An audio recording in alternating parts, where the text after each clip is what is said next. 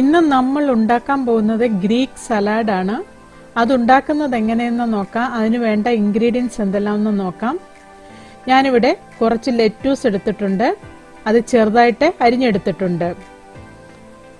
അതിലേക്ക് ഞാൻ പകുതി ക്യാപ്സിക്കം വീതം ഗ്രീനും റെഡും എടുത്തിട്ടുണ്ട്.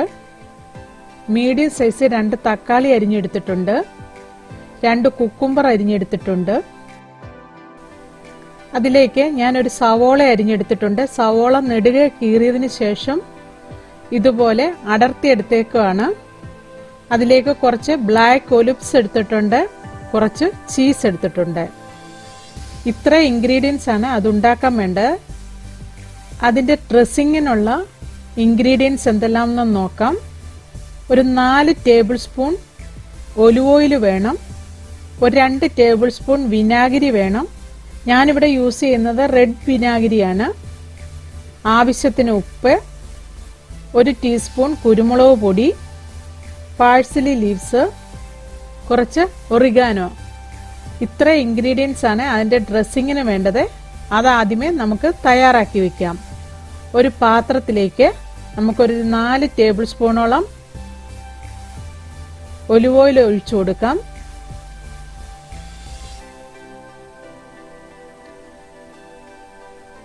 അതിലേക്ക് കുരുമുളക് പൊടിയും ഉപ്പും ചേർത്ത് കൊടുക്കാം.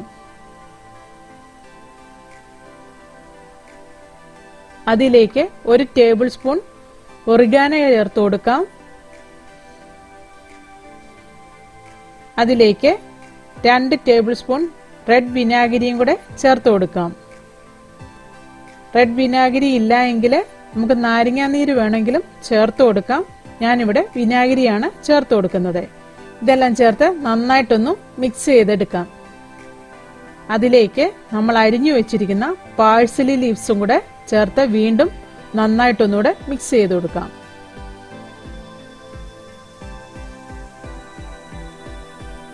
നമുക്കിനി സലാഡ് ഉണ്ടാക്കാൻ തുടങ്ങാം. അതിനുവേണ്ടി ഒരു ബൗളിലേക്ക് നമ്മൾ അരിഞ്ഞു വെച്ചിരിക്കുന്ന കുക്കുംബർ ഇട്ട് കൊടുക്കാം. അതിലേക്ക് നമ്മൾ അരിഞ്ഞു വെച്ചിരിക്കുന്ന തക്കാളി ചേർത്ത് കൊടുക്കാം.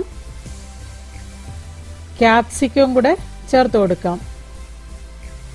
ഇതെല്ലാം കൂടെ നന്നായിട്ട് മിക്സ് ചെയ്തെടുക്കാം.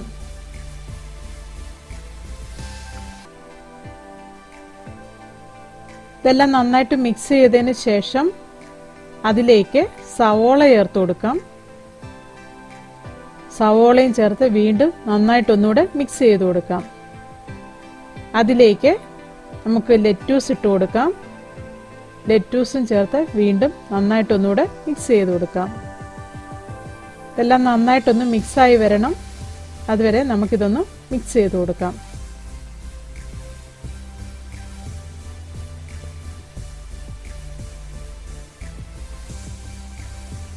ഇതെല്ലാം നന്നായിട്ട് മിക്സ് ആക്കിയതിന് ശേഷം അതിന് മുകളിലേക്ക് നമുക്ക് ഡ്രസ്സിങ് ചേർത്ത് കൊടുക്കാം.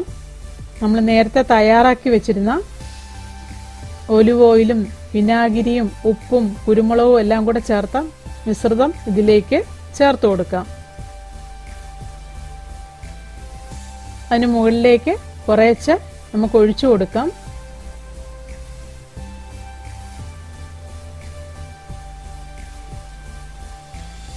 നമുക്ക് ബാക്കി കുറച്ചൊന്ന് മാറ്റി വയ്ക്കാം. ലാസ്റ്റ് സെർവിങ് പ്ലേറ്റിലായിട്ട് നമുക്ക് ചേർത്ത് കൊടുക്കാനായിട്ടാണ് കുറച്ച് മാറ്റി വെച്ചേക്കുന്നത്. ഇതും ചേർത്ത് വീണ്ടും നന്നായിട്ടൊന്നുകൂടെ ഇളക്കി യോജിപ്പിക്കാം.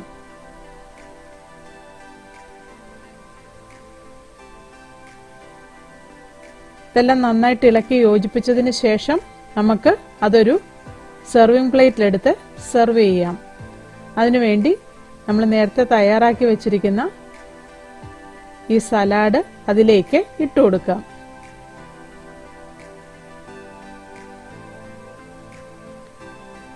അതിലേക്ക് കുറേശ്ശെയായിട്ട് ഇട്ട് കൊടുക്കാം.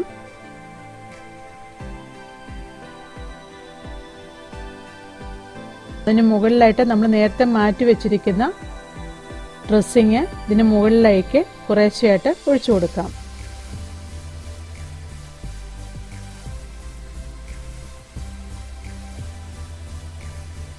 ഇതെല്ലാം ഒഴിച്ചതിന് ശേഷം അതിൻ്റെ മുകളിലായിട്ട് നമുക്ക് ബ്ലാക്ക് ഒലിവ്സ് ഇട്ട് കൊടുക്കാം.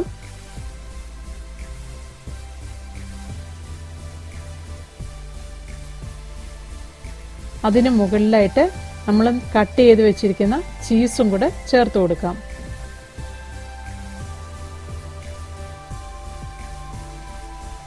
നമ്മുടെ ഗ്രീക്ക് സലാഡ് റെഡിയായി.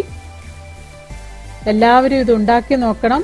ഇഷ്ടമായെങ്കിൽ ലൈക്ക് ചെയ്യണം, ഷെയർ ചെയ്യണം, കമന്റ് ചെയ്യണം. എൻ്റെ ചാനൽ സബ്സ്ക്രൈബ് ചെയ്യാത്തവർ സബ്സ്ക്രൈബ് ചെയ്യണം. താങ്ക്